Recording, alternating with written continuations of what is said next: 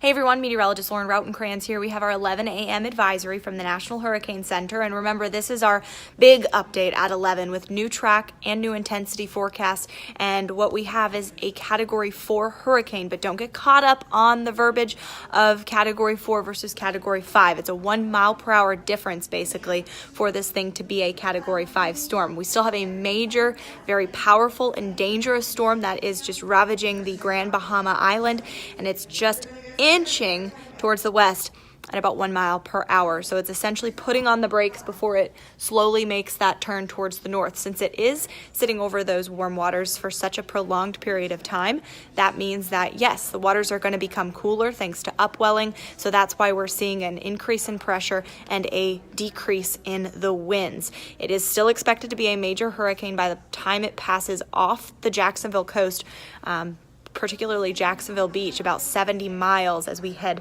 towards our Wednesday. All right, so our main impact is going to be Tuesday evening is when conditions deteriorate, and then we will begin to improve by Thursday morning.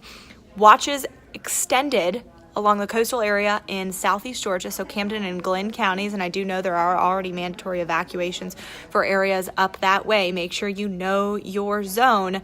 You notice we still have a tropical storm watch for areas west of the St. Johns River, and that hurricane watch across northeast Florida's coast as well.